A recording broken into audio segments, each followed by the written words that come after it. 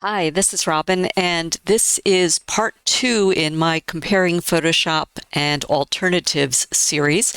And the part two is focused on Affinity Photo 2 and its workflow.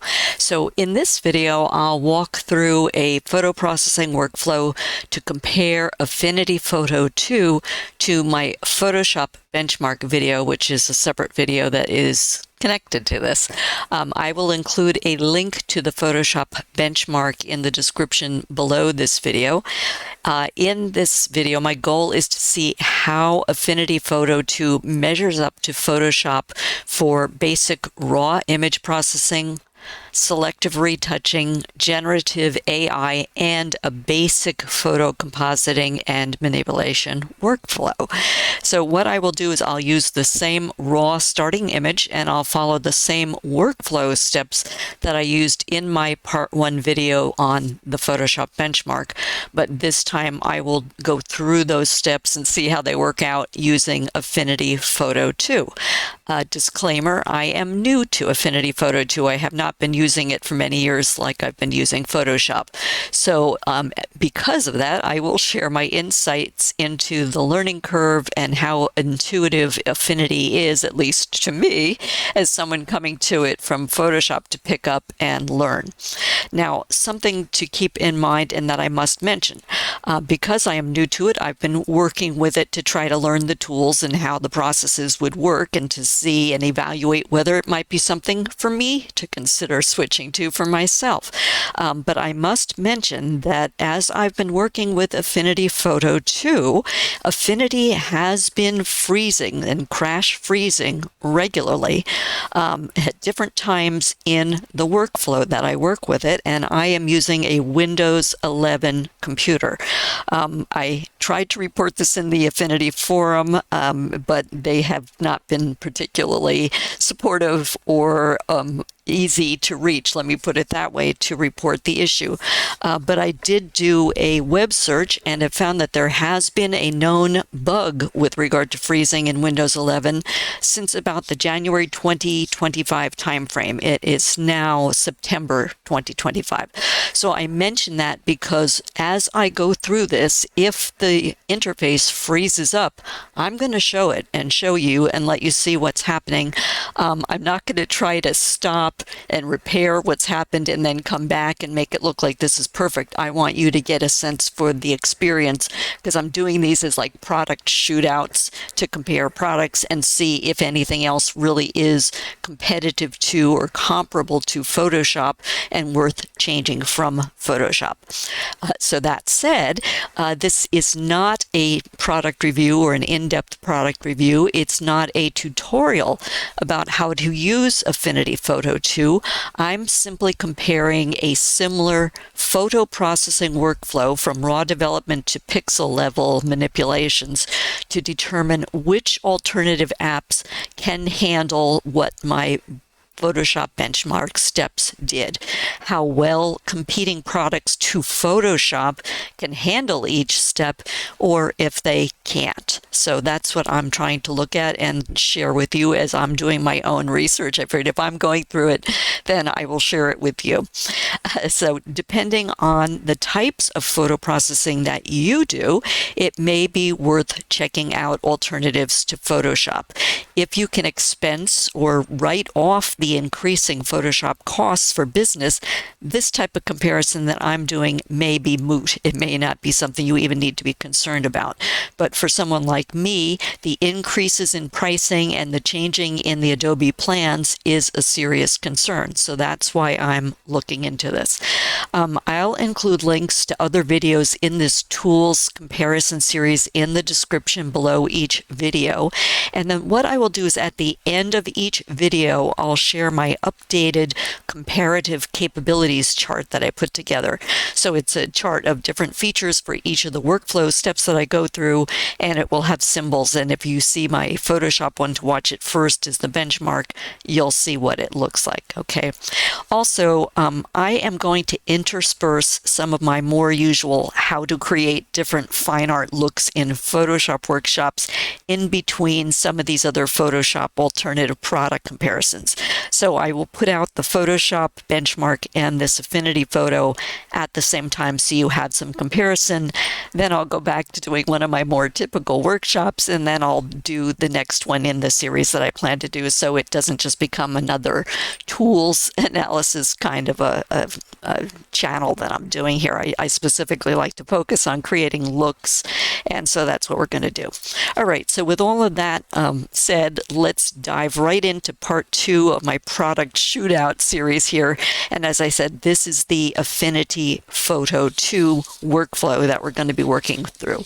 Okay, so now to follow the same steps that I did in Photoshop, the first thing we're going to do is open this image here, which is a Sony RAW image. It's an ARW, and this is actually a stock image, but I used it in the Photoshop benchmark, so I want to use it in each of the comparisons too. So the first thing we do is we're going to open open the image into the workspace. And in Affinity Photo 2, what we open into is what they call the develop persona, and that's right here, develop persona. This is the moral equivalent of Camera Raw in Photoshop. And persona is just what Affinity calls their processing workspaces.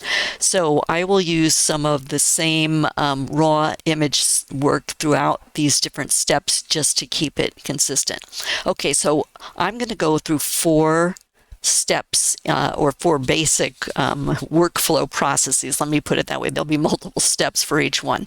So the first workflow process is the basic global raw workflow or processing. And I would say when we look down the right-hand side here in this Affinity interface, and again, they've got the different capabilities over on this side. They've got tools on this side, and I think they call the things up here the toolbar, whereas that would be the option bar in Photoshop. So we have some of the same kinds of features and slider adjustment capabilities here in Affinity Photo that we have in Camera Raw. The categories that sort of match or map, I guess is a better word, from Camera Raw to here in Affinity would be the light category or the light panel, the detail panel, color, and curves. But Photoshop has a lot more categories of adjustments than we have here in Affinity, as well as presets and some more sophisticated masking capabilities. So the question you need to think about as you look at these kind of things and look at my comparison, because I'm looking at it from what I need to be able to do for myself, is do you need more features or do you prefer fewer? Is more overwhelming to you? So keep those kinds of things in mind. I'm going to take a quick drink. It's very hot weather here. Hold on.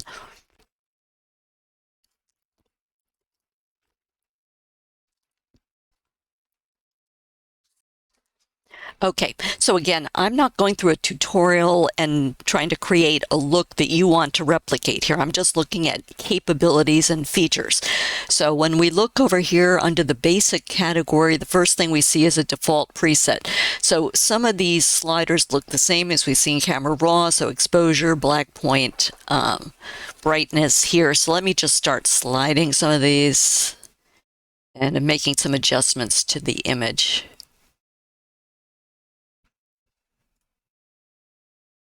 I want to brighten it up just a little bit, but not too much. So one of the things I think I should point out right here is, unlike Photoshop, where I feel I can make pretty granular adjustments, I have not discovered, and I've done all kinds of web searches on this too, ways to do very small increments of increases to the slider settings. These little up and down arrows do full integers, and you can certainly type in a number, but then that means you have to know the number you want to put in. So if you're experimenting and you want to go in small integers, small increments, I don't think this is as flexible as Camera Raw. All right, so I want to add some black to this because this is a little bit too hazy for me. Okay. I will still add some brightness because there's haze, so I like to emphasize it.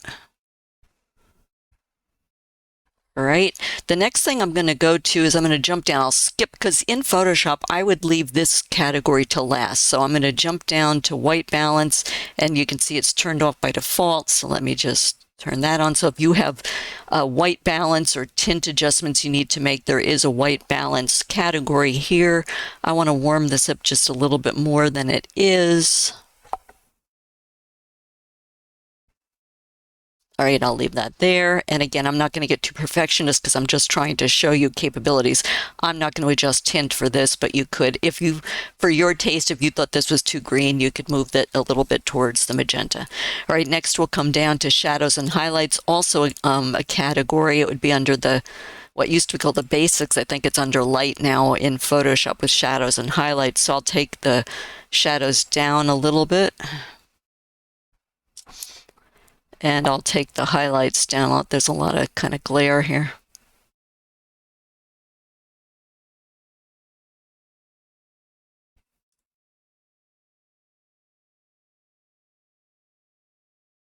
All right, let me leave that there. All right, now I'll come back up to this enhance panel or category here. And I tend to just generally take contrast down very slightly so things don't get either overly brightened or overly sharpened on edges or whatever. So I'll just take that down a notch. I will go up with the clarity.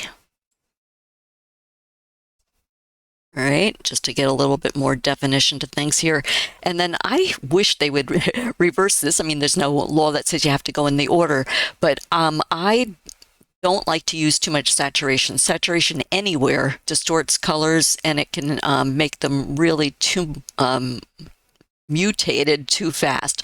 So I tend to like to start with vibrance. So I'm going to adjust the vibrance slider here just to get a little more oomph in the colors.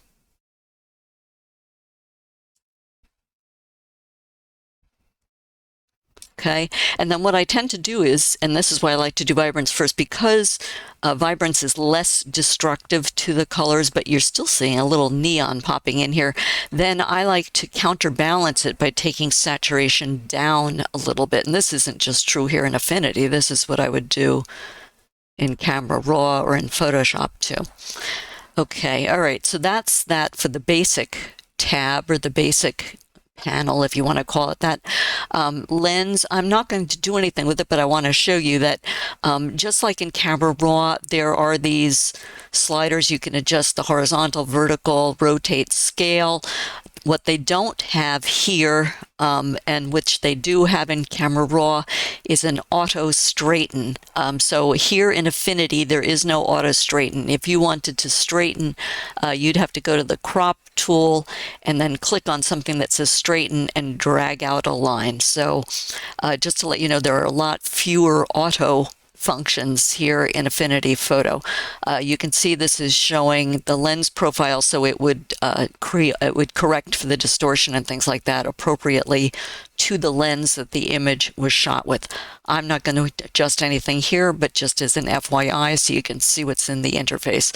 Next is the Details tab, so I am going to deal with that for sharpening and denoising, so let me just click on Detail Refinement. And I'll just pull up the radius a little bit. Typically I stay around 1%, but I'll just put it up a little bit more. Okay, and then I can, how intense do I want it to be? So I'll pull that.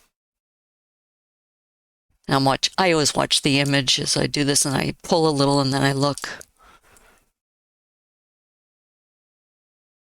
Okay, and I tend to like to, for demos, stay around even numbers.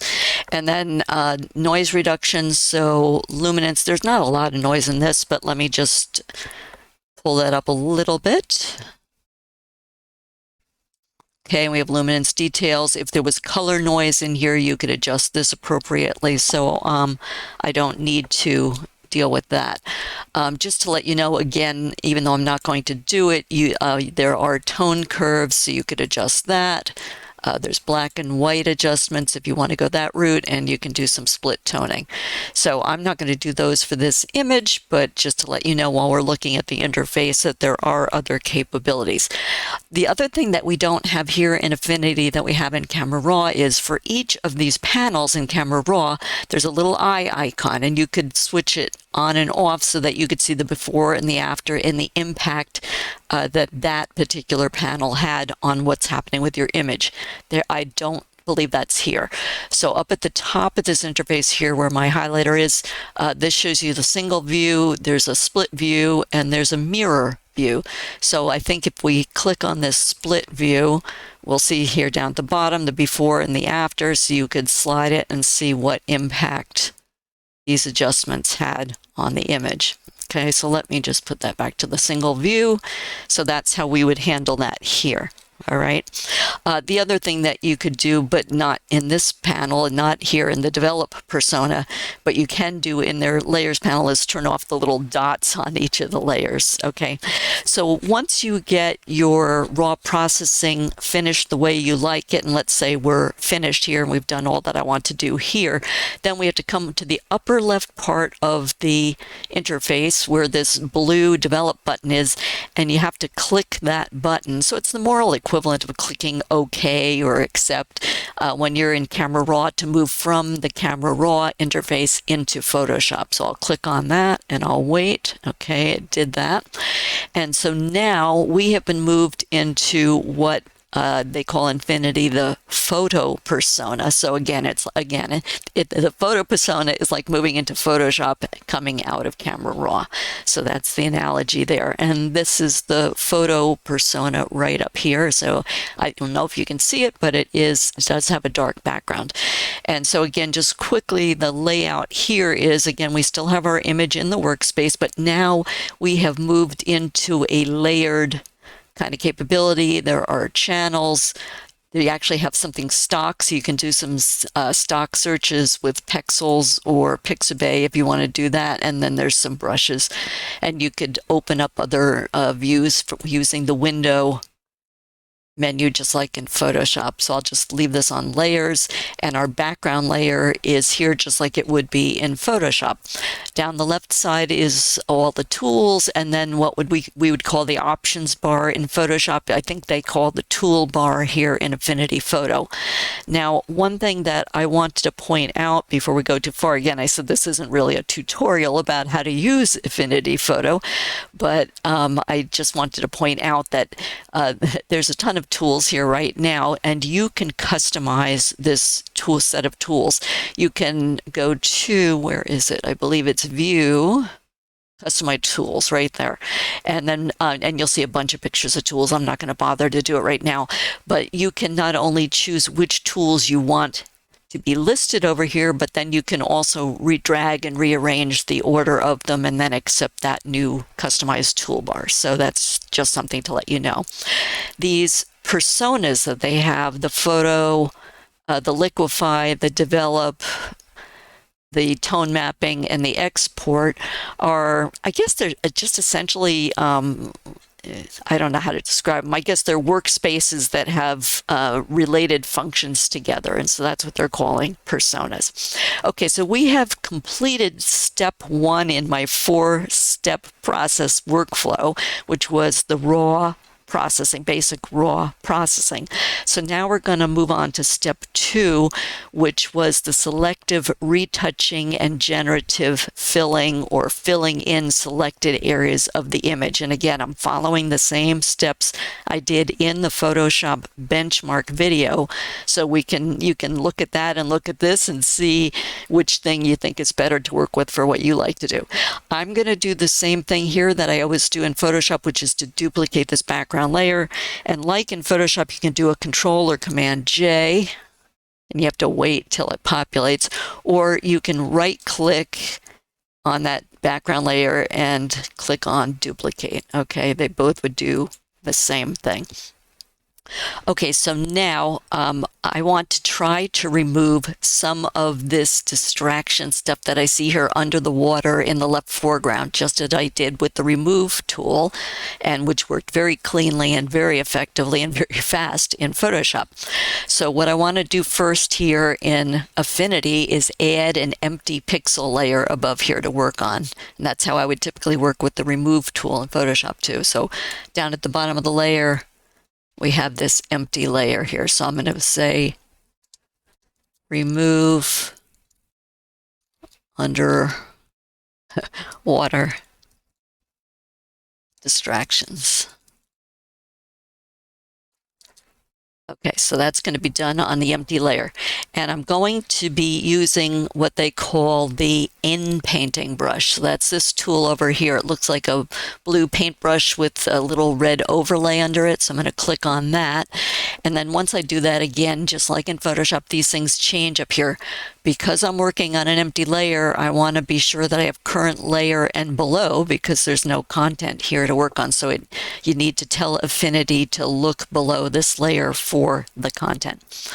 Okay, so now what I want to do is I'm going to just start tracing over the things that I want to get rid of, and I want to be sure that the brush is just a little bit bigger than the things that I'm painting over. The green is my highlighter, so you can see where I am. The white inside there is the brush size. So I'm just going to start tracing over, and you can see it puts an overlay down. Then I'll wait. Okay. Same thing here.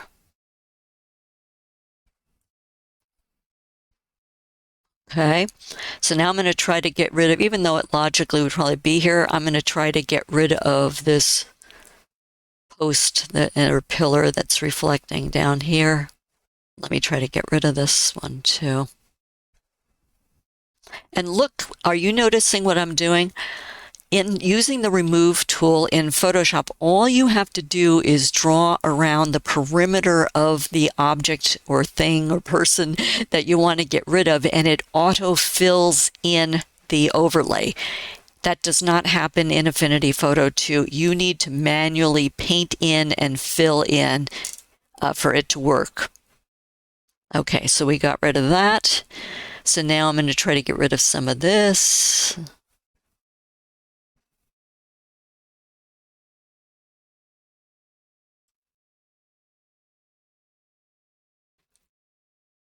And let me just try to get rid of some of this.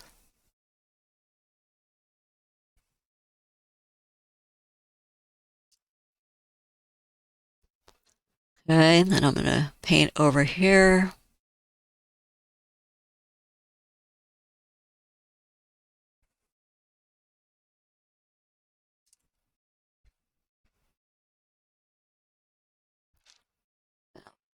Paint over here.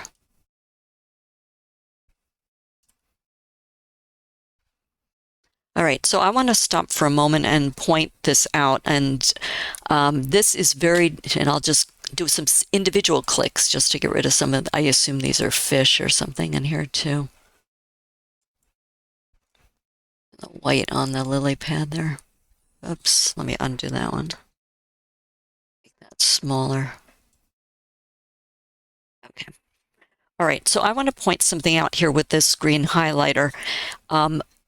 I don't know if how well you can see it, but where I have removed things here, look at all this duplicative content that is being replicated here. That did not happen with the remove tool in Photoshop. What I find is that with this in painting in Affinity Photo 2, you get a lot of copies and replications of other surrounding content. For me, it reminds me of the content-aware fill capabilities from Photoshop CS5 and 6 from the 2010 to 2012 timeframe versus the sophistication of Photoshop CC in the current generation and how it can build. It seems to know what to build based on the content. It wouldn't just take and replicate and duplicate content that's in the surrounding area. So I would say that if you're trying to do things with a lot of details and you want to do filling and retouching, you may find some challenges using Affinity Photo 2 to do that. So if you're interested and want to test it, I'd say stress test it with things that would be maybe difficult to fill that you might want to work with to see if it's something you can work with. if you're not working with something as complex as this, and let's say you do a lot of portrait work and a person only has a few blemishes on their face and you just need to do some quick touch-ups, this will probably work perfectly fine for you because, you know, it would probably have smooth skin around it and you're just going through for a few little blemishes.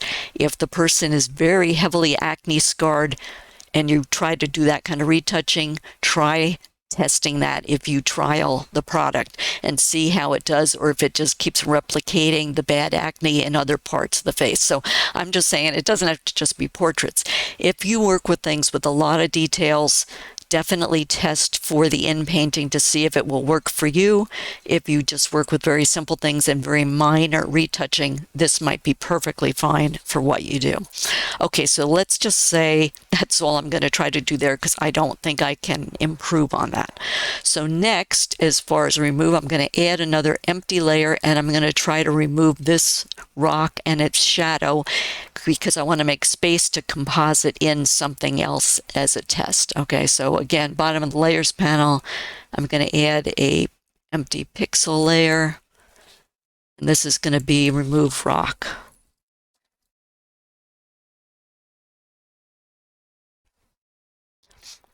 Okay, so now again, I want to do the same kind of thing in this area that I did before. I'm still going to work with the in painting tool, and what you'll notice here, and I can adjust the size of this like I can in Photoshop with the left, right and left bracket keys, so that's nice that makes it familiar as somebody coming from Photoshop to try to learn some of this stuff.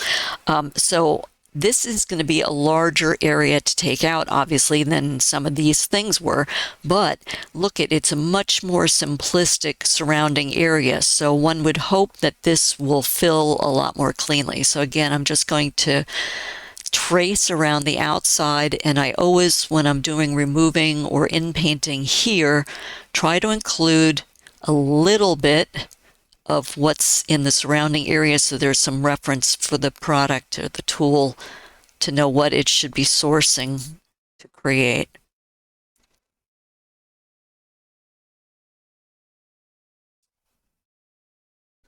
All right, and I'm working with the mouse, so I'm not going to release the mouse key because, as I said, we manually have to fill these in. So I'm going to just hit the bracket key with my other hand so that I can fill this in. It would autofill if you use the remove tool and just traced around the outside of that rock in Photoshop. Okay, I'll release.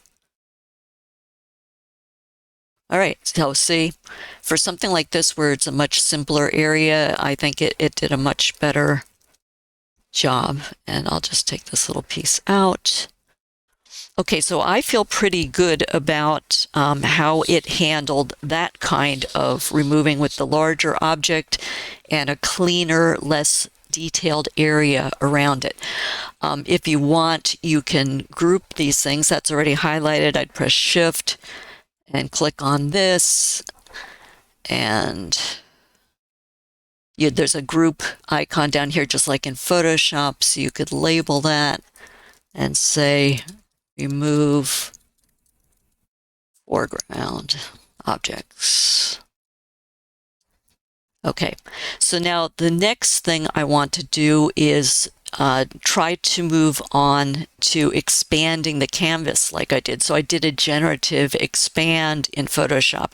So if I'm going to try to composite something into this space, I want a little bit more water in the foreground to allow it some space.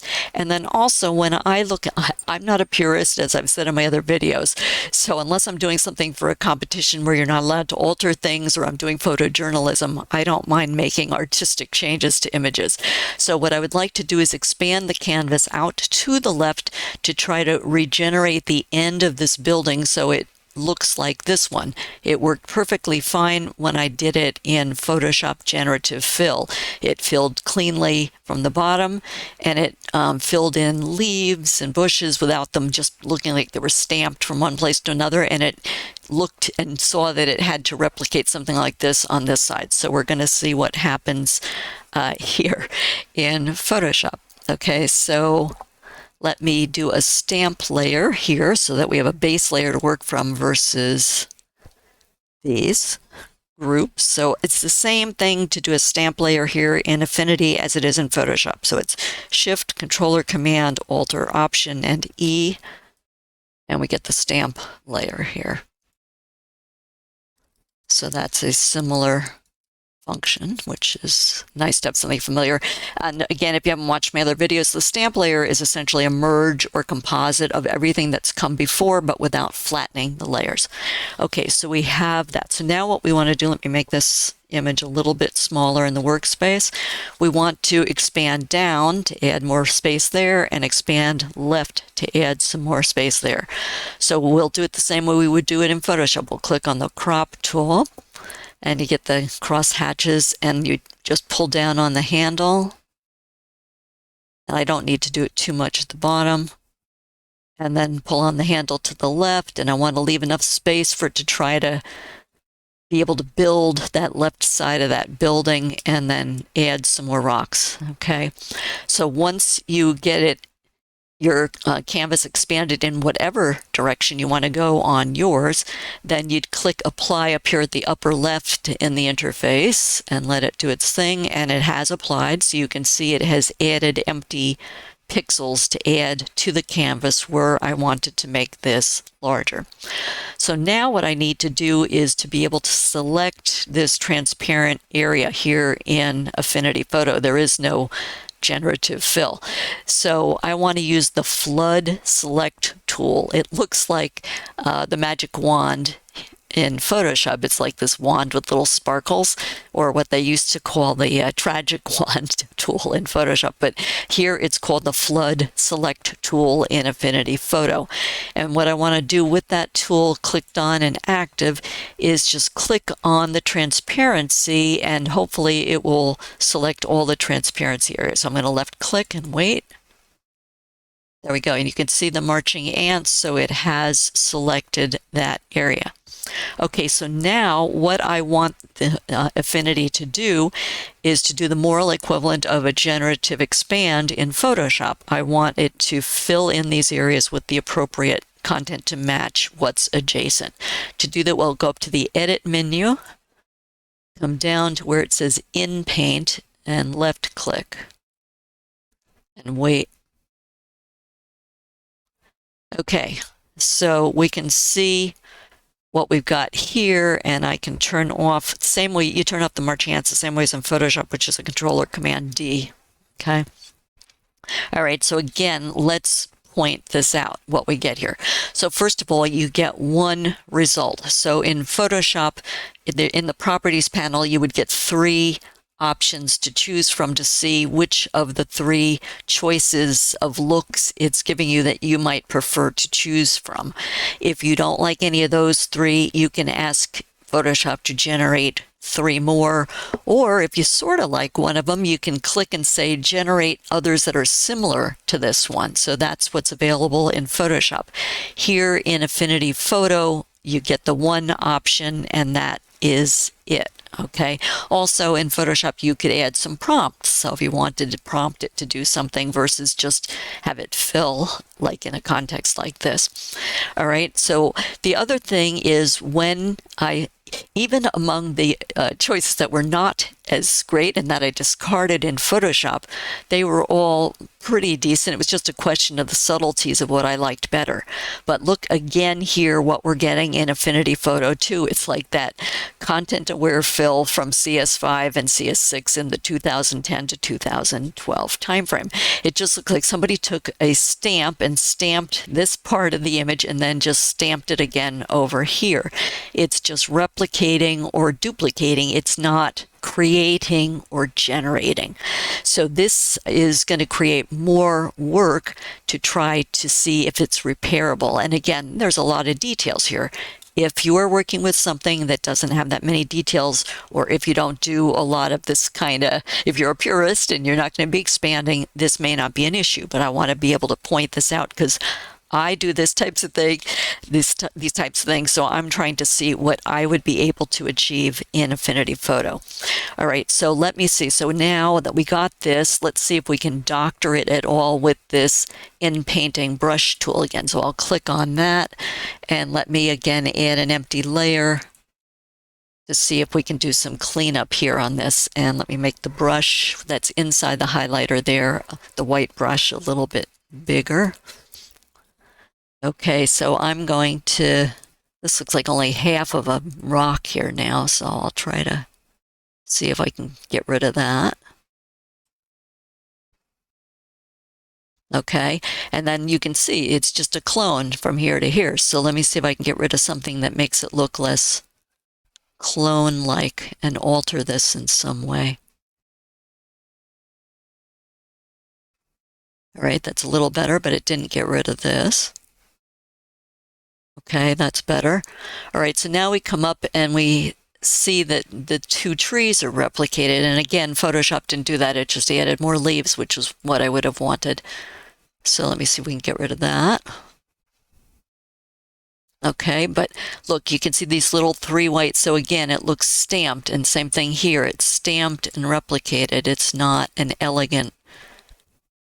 See now, look, it's grabbing from something nearby. Let me see if I can get rid of all this extra roof and just leave the part that I wanted, which was that extra part of the roof line, and then get rid of this extra pillar that I put here too.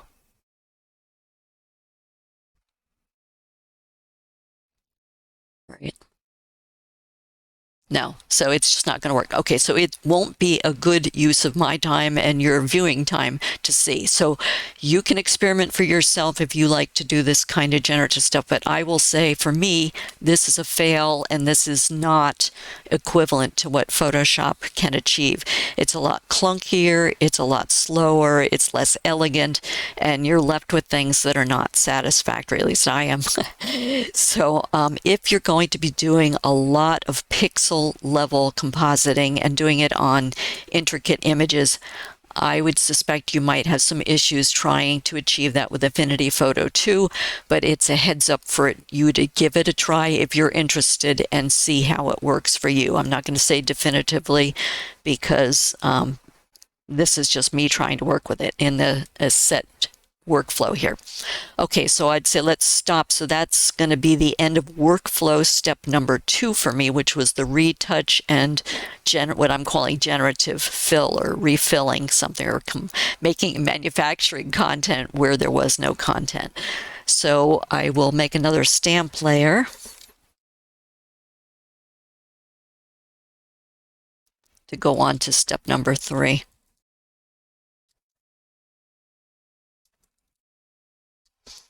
Okay, so stage number 3, or workflow step number 3, is going to be compositing something into this scene. And by the way, you saw this down here. This was bad too. This was all just nice clean water. So in fact, maybe I better see if I can get rid of that, because it could impact what I'm putting in here. So let's see if we can get rid of this at all. Okay, that helped. All right, so let me just do another stamp layer just to keep it clean.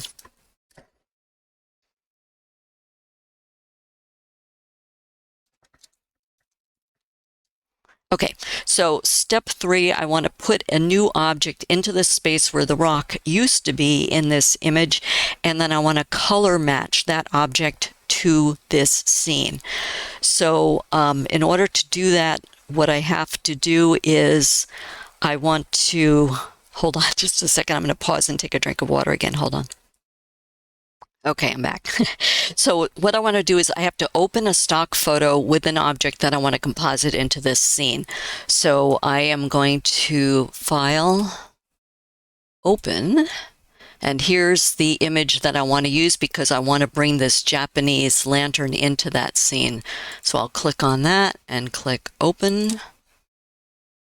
Okay, so now we have this open here in Affinity Photo. And again, I'll do what I would do in Photoshop, which is to duplicate that background. I'll do a Control or Command J. Just wait for it to populate there. Okay, and so what we also do not have here in Affinity Photo that we have in Photoshop is a Remove Background button. So you could just click on it and it would identify this as the main object, and it would take away the whole background. So it would be a very fast process to do that. But here we have to select the object and then copy it into the other scene.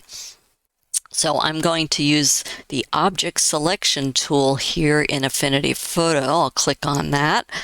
And then you'll see the little clock there, and just wait till that processes and it identifies things in the scene. And then you can see it's like if you were using the remove tool in Photoshop and you had that one little widget activated in the options bar. Then wherever you hover, you'll see different things identified. So I only want to bring this lantern into that other scene. I'm going to hover there.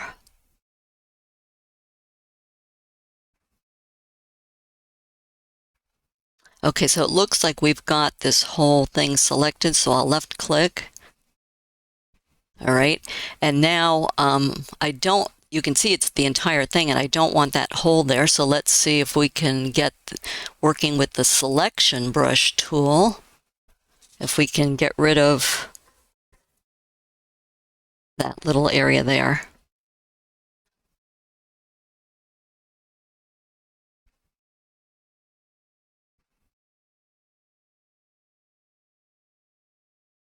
And I won't be perfectly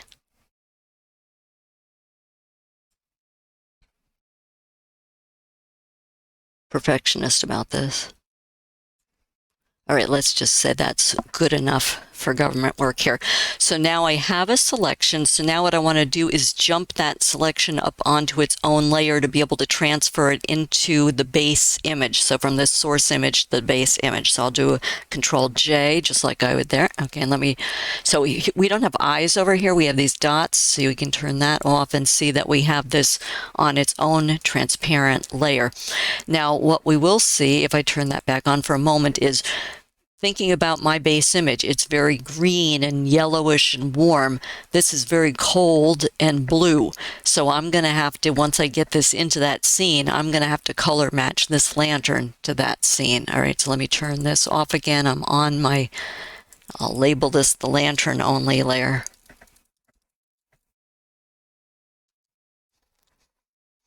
Okay, so now what we have to do is copy this and then paste it into the other image. So I'll do a Control C and go back to my raw image. I'll put an empty layer here on the right, and I'll do a Control V, and there's the lantern only layer. Okay, and you can see I just did this kind of raggedy, but you would spend more time if you were going to work on it. All right, so then with the Move tool, which is this arrow here, we can reposition this lantern. And then also you can pull on the handles to resize it. So it's like a transform kind of a function from Photoshop. And again, just like in the benchmark, I'm not going to worry about trying to put this out in the water and composite it. We're just trying to see what functions we have. I'll make this smaller for the foreground, and I can just drag it a little wider.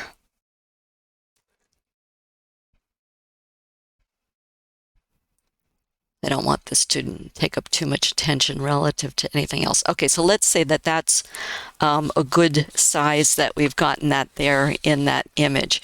So now I can get off of the Move tool.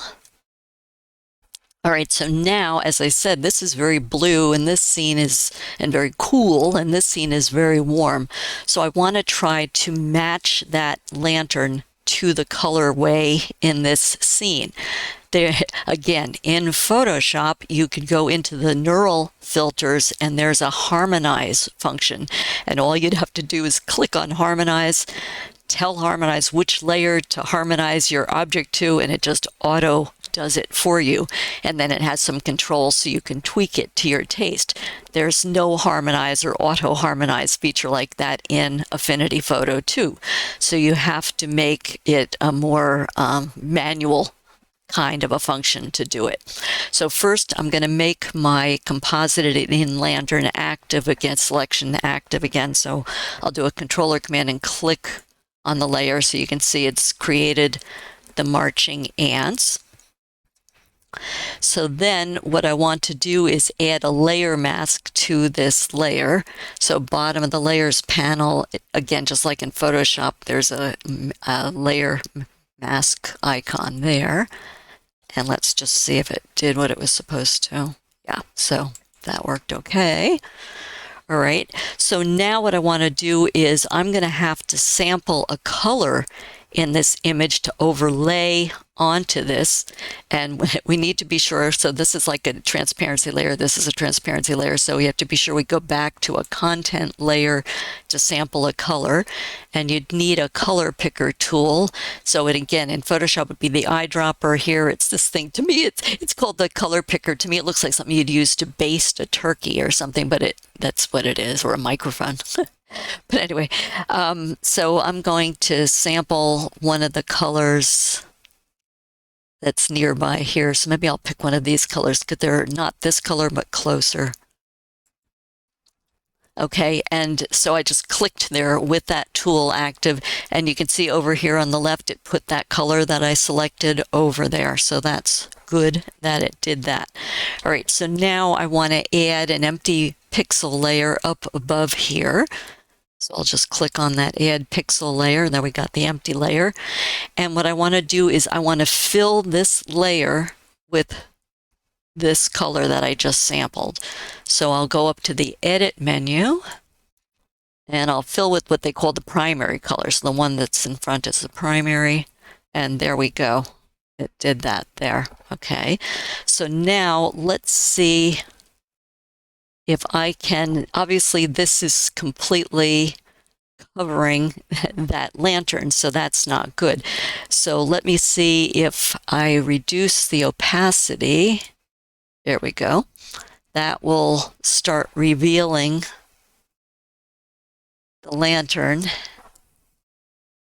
and give it some of that color. So let me stay in this color space. And then it's still sort of covering it and covering the details. So I would try the same thing I would try in Photoshop, was just come across to blending modes, and I'd try to put a color blend mode on it and see. Yeah, so that brought back more of the details and applied that color to that. So let me do a Control Command D to get rid of the marching ants. Let me get rid of that square, and then let me turn this little visibility thing on and off. So you can see it definitely color matched it better to that scene, but it wasn't a quick click on harmonize and it does it. So if you don't mind going through the manual steps, or if you think as you work with it a lot, it will become a lot faster, I find it a little clunkier, but you have to decide how often you might be needing to do something like that, and at least it's kind of doable in a less elegant way. Okay, so that is the end of my third step, which was compositing in an object and compositing color matching it to the scene. So again, let me just go back. And I think it's all the way back down to here where I was doing the, so this was remove foreground objects, and let me just call this the composite and color match. Okay, so we've gone through 3 workflow steps comparable to what I did in Photoshop. So now again, let me add another stamp layer so we get like a new fresh base to work from.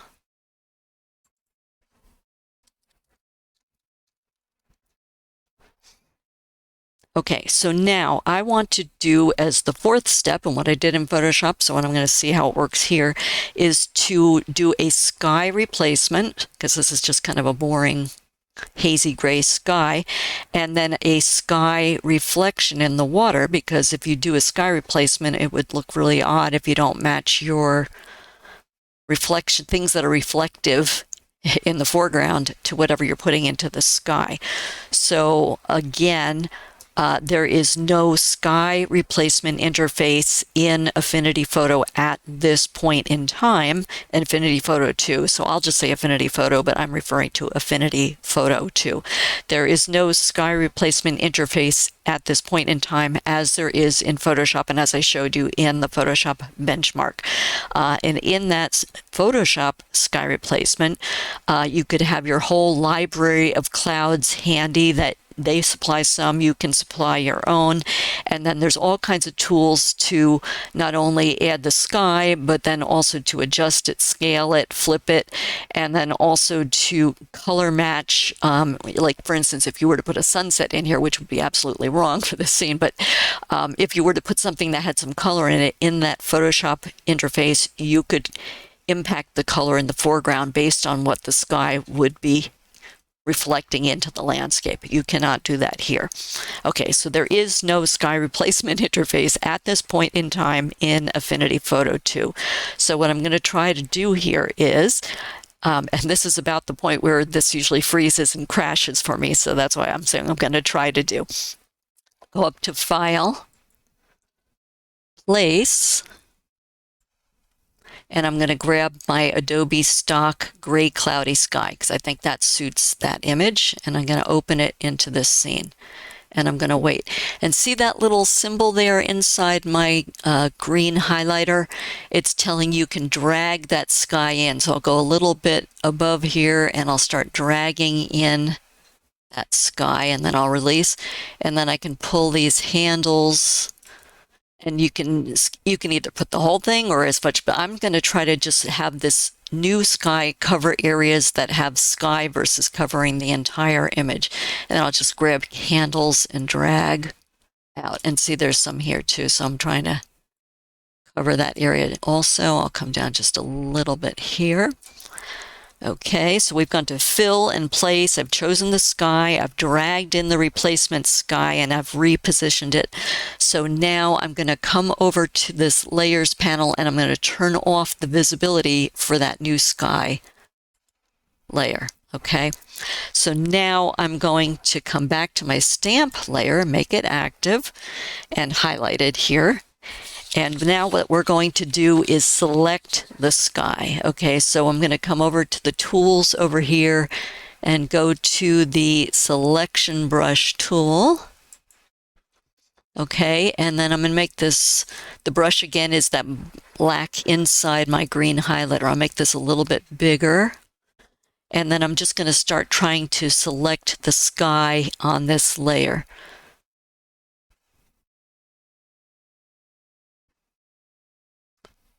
I'm just dragging with my mouse, as you can see here.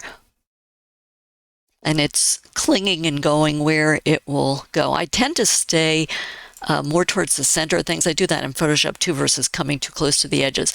Now, I see there's some areas that didn't get picked up, so I think what I will do is I'll make this brush smaller with my left bracket key and just click in some of these sky areas to see. I don't know if that'll help or not, but we'll try it. And maybe I will move this out here a little bit more so there's less of the trees to grab. Okay, and then some of these other areas where there's white, I'll just, and I don't want to risk making this bigger and smaller, zooming in and out, because that's when Affinity seems to get finicky and crash. Okay, so I've got my selection there. So now what we want to do is, it's probably not very perfect along the edges, so we want to refine. So there is a refine tool here in Affinity Photo, just like there is in Photoshop. So we come up here to the toolbar area and click on refine. And we get this refine selection dialog box here, and there's some choices that you can adjust if you want to. I have it set for the preview to be an overlay, but you can use different things depending on what you prefer. And the red overlay are the areas that are not selected. Okay, so again, I want to make this brush a little bit bigger here, not too big. And then I'm going to brush in and see if I can capture some more of these leaves that weren't captured. So we just have the sky.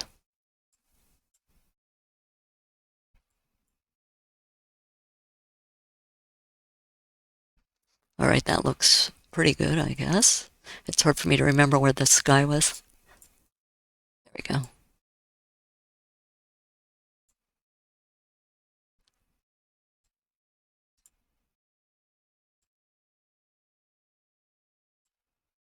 And my goal is just to get some more definition.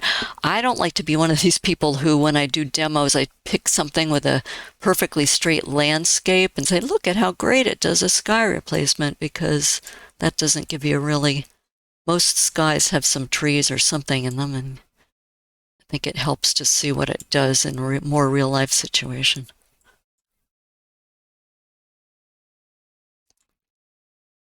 Okay, so again, I'm not going to be perfectly perfectionist. It looks like there might be some more sky areas here that aren't getting picked up, and I'd say that Photoshop is better even with its auto masking in the sky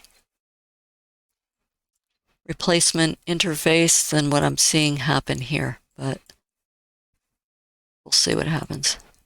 All right, let's just say that that is good enough. So once you get your sky selection active, then you come over here to this refine selection dialog box and click apply. So we've got our selection active here. So now we've been on this stamp layer with the whole image. So now we go back, you see what I'm saying? This is a lot of back and forth, to the sky layer, which is right here. Turn that visibility back on.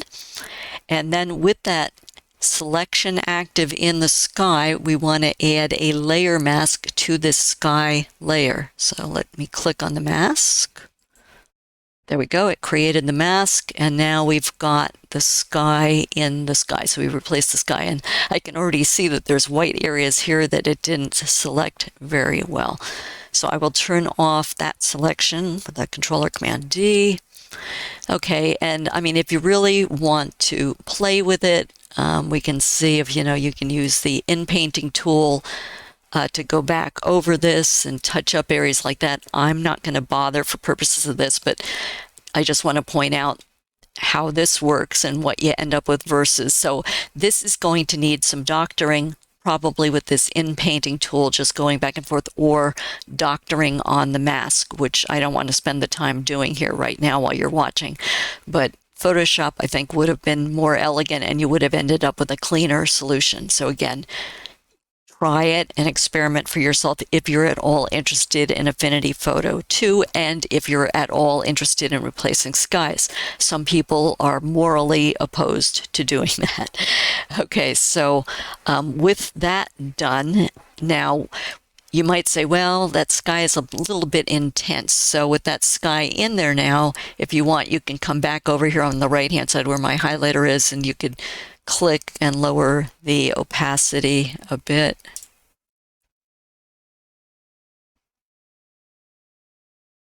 Because I want to sort of stay in the same genre of what it was and not look like it was a fake sky put in there. And again, I make composites, so this kind of thing is important to me to know that I can do it. Now let me see if the slider works any better. All right, I just want to be sure I know what setting I'm at. So if I have to set it to the same setting, let me do something just a little bit more so it'll be easier to see it on the video. Okay. All right, and then the other thing, as I mentioned, in the sky replacement interface in Photoshop, that interface, as I said, has an area to adjust the foreground to match not reflection, but just to match the colors or the tonality or the warmness or the coolness to the sky that you've inserted. If you wanted to do that here in Affinity Photo, you would probably have to come down to an adjustment layer on white balance and then make some adjustments with that. I'm not going to do that because I don't need it for this image, but just an FYI. All right, so let me add another stamp layer, because now I'm going to try to put the reflection of this sky into this water. Even though they're both kind of gray, you can still see some definition of clouds that aren't here. So it just depends, and if you had more of a sky with blue sky and clouds, then you definitely would, in a sunnier situation, you would definitely want to match it. So let me do another stamp layer. And this is where we're going to start the sky replacement. Sorry, the sky reflection.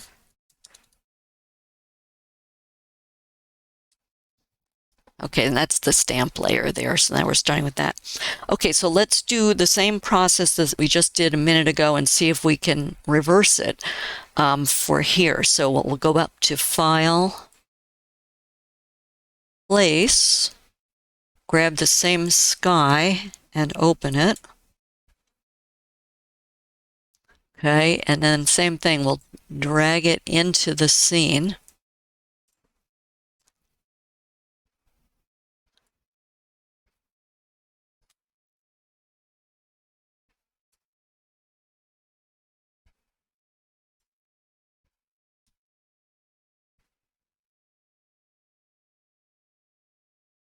Okay, and now, because it's the reflection, now I want to flip this sky vertical so that it's reflecting down here. So I'm going to click on the Move tool on the left side of the interface here, and then I'll right-click inside the sky, and hopefully there'll be a transform function that will let me flip this vertical.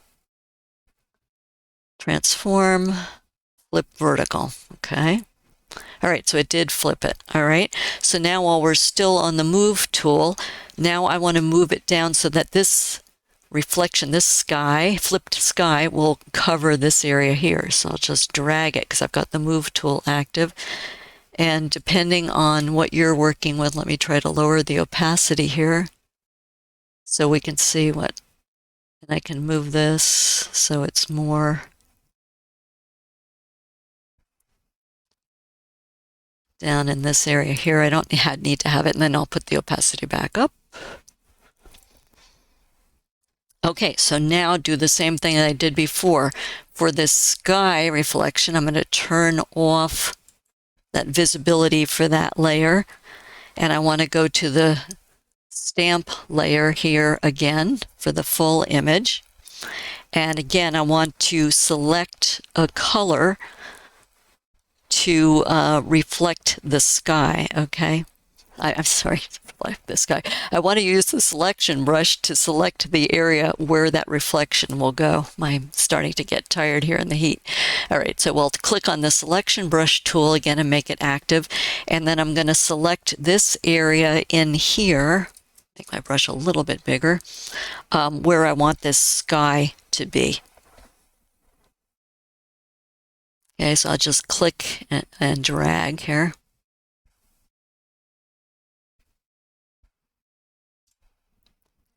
All right, and then click over here. All right, and there's some areas where it went over the lantern, so I want to push it off of there.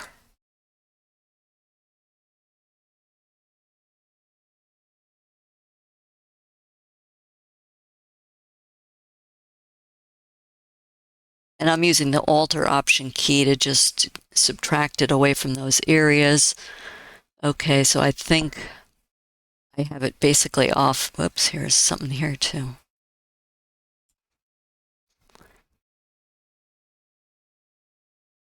Don't ever be a perfectionist. Okay, let's say that's good enough. Okay, so now we're going to do the same thing I did before. Go to the top of the interface. We're going to hit the refine and see if we can refine this edge a little bit here.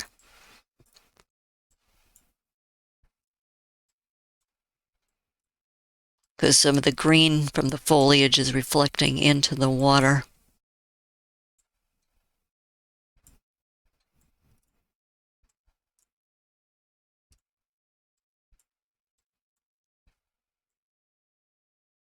And I'm just doing short strokes here.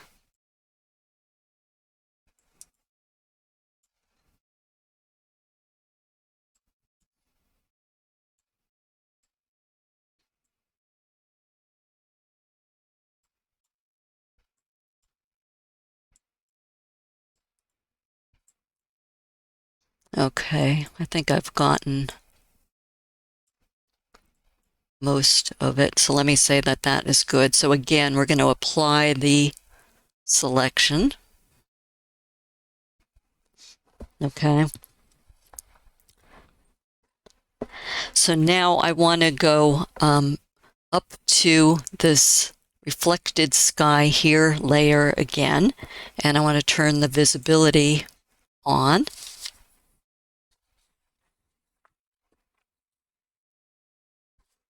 And I want to add a layer mask to that layer, and hopefully, there we go. It just puts that upside down sky, so it's the reflection into that area too. And then I'll turn off the marching ants with Control or Command D. Okay, and again, depending on the look that you want, you could reduce the opacity of that a little bit if you wanted to. Right, and what I will do is, because this is in a darker area on the ground, in a shadowed area, I actually want to add a little bit of a darker blend mode to this. So I think either like a multiply or maybe a linear burn.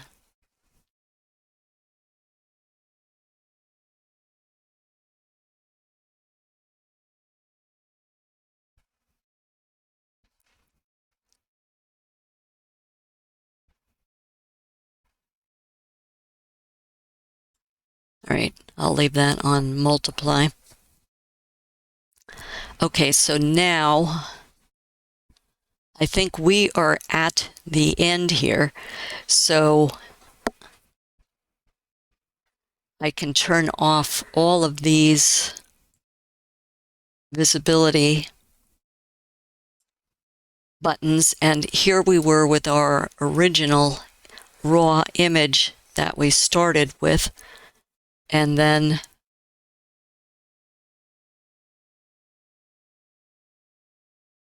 when we turn them all back on again, this is what we've ended up with. And again, there are issues in this area over here because of the ability for the in-painting. It just sort of clones things and doesn't, it's not an elegant way to make copies of complex areas. At least certainly for this image, it didn't work to my satisfaction. So I'd say that's the end of the 4-step workflow that I wanted to show you, that compares to the 4-step workflow that I did in my Photoshop benchmark video, which is a separate video. Again, the goal of this video was to showcase the 4-step workflow from raw processing to photo manipulation capabilities in Affinity Photo 2, to compare it with how it worked in Affinity with the comparison to the Photoshop benchmark workflow that I created. So I'm going to pause the video for just a moment, and then what I will do is I'll open my capabilities comparison chart that I showed you at the end of that first benchmark video, and each time I compare to another product that's a competitor or alternative to Photoshop, I'll add more details to rank how that product compares to the benchmark. So this chart will now have the new column added, ranking Affinity Photo 2's workflow, at least in my estimation, to that of Photoshop CC. So hold on just a minute while I pause.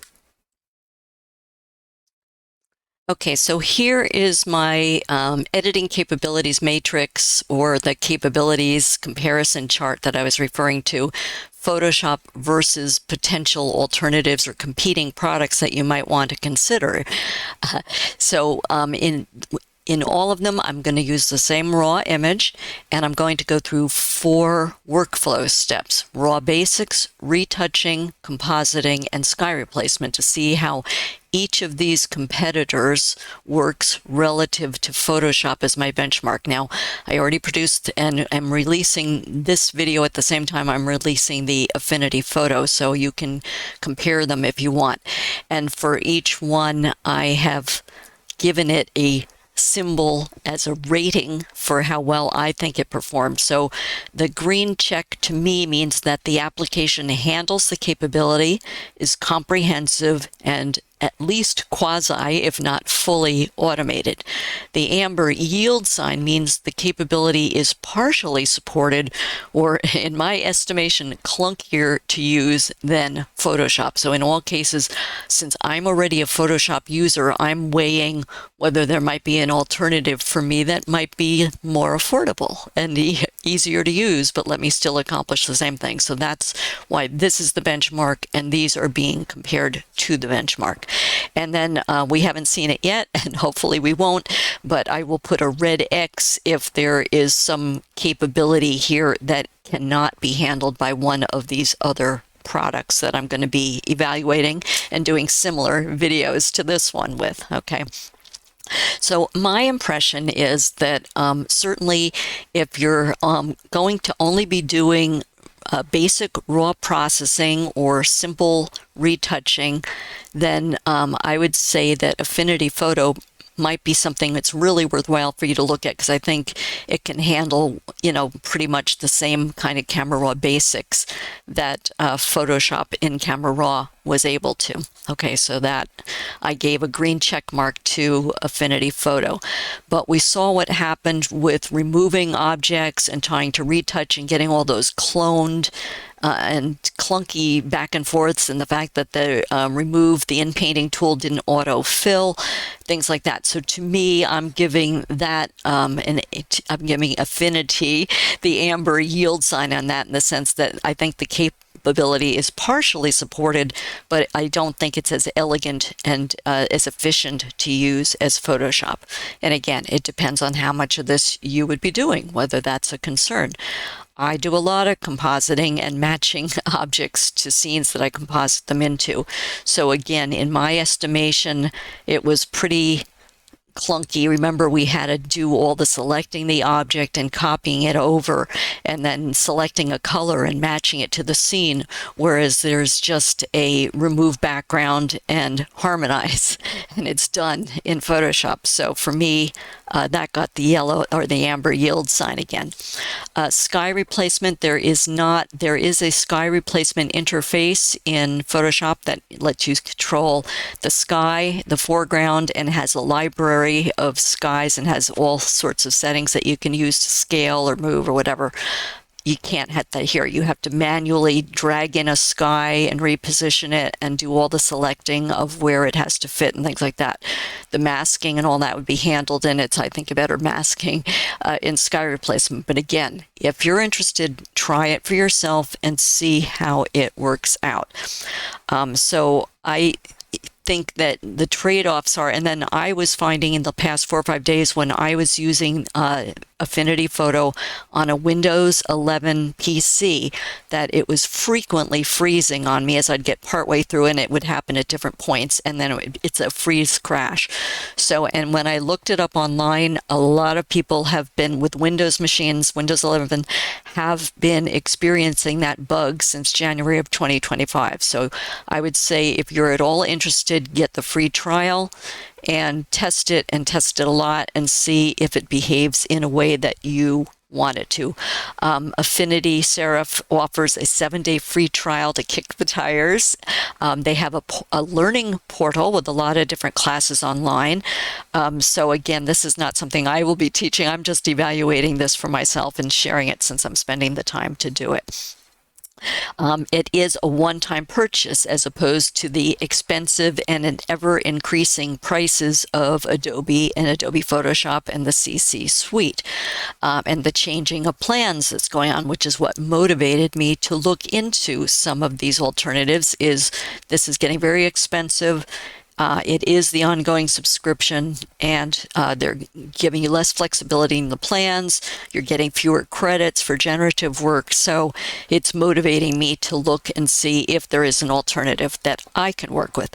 And as I said right up front, if you're a pro and can write this off as a business expense, the Photoshop, then, I mean, it's probably just not even worth looking into some of these unless you have some little feature that you like that's in here, like frequency separation for portrait retouch or something, which I don't do. So you might want to look into that. Okay, but so bottom line is I would, so far, with the trade-off between these two, I would still be staying with Photoshop. But if you want to look into this based on what we saw in the workflow here, it certainly can support different features for different types of users.